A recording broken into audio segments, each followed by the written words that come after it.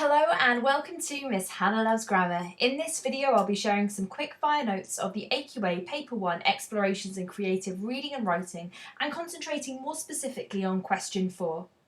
This paper though is worth 80 marks and is 50% of English Language GCSE. It focuses on one creative fiction text and the assumption is that you will spend 15 minutes reading and annotating the extract in preparation to answer questions 1 to 4. We expect you to read and highlight the key words in each question before you begin your annotations so you know exactly how to steer your time.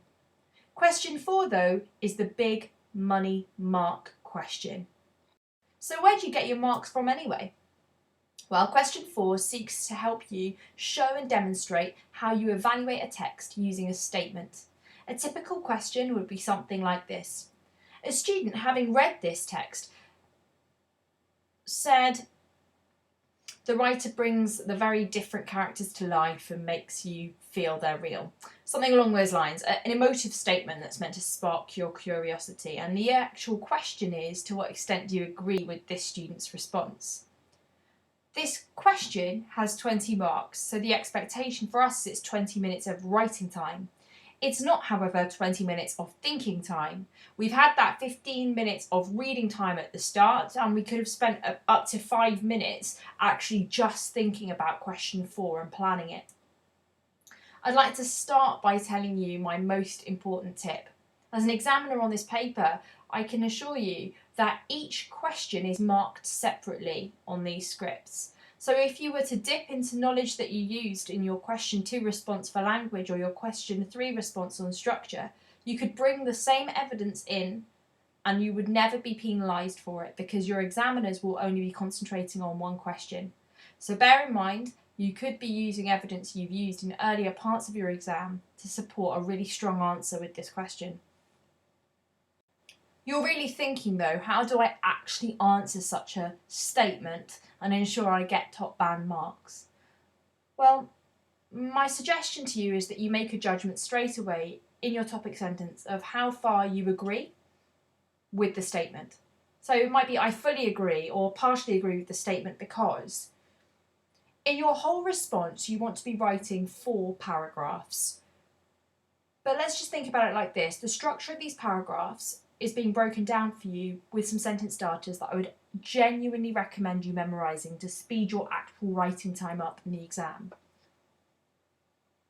And so, for example, if I were to fully agree, I'd then think of the key ideas in the text that support my interpretation or this student's response. I'd then talk about how that interpretation that the student had is validated by a specific fact. Like, what is it? Is it a piece of evidence in the text? What's the impression that the writer gives us through a specific device? And then, you could equally refine that further. What's the effect of that method that's used? You're really being asked to comment on language and structure to show how much that review of another student is accurate. And so in essence, I see this question as a way of you bringing together what you did in question 2 and 3 to justify exactly whether you agree with the statement that a student has made. You should be looking to comment on language and structure, but you should also be looking to very clearly decide from the start whether you agree with the statement or not. So what should you remember with question 4? Decide and plan before you begin on how far you agree with the statement. It's been made quite clear that we should be seeking to agree with, in part, the statement. Being positive about the quality of the text is always a pleasing thing. There are marks available for you to analyse language and structure, and the idea is that you're going to use subject-specific terminology to support your analysis. Commenting on the methods the writer uses and how they make us as a reader feel is a great hook into the structure of your paragraphs. Additionally, you should be seeking to use relevant parts of your answer that you may have used in questions 2 and 3 as evidence to speed you up. All in all, though, this cannot be a rush job. This question demands at least 20 minutes to be done a great job of. But I would recommend using that 5 minutes of reading time to ensure that you absolutely hit the nail on the head in each of your 4 paragraphs. Best of luck with question 4. Why not subscribe to Miss Hannah Loves Grammar?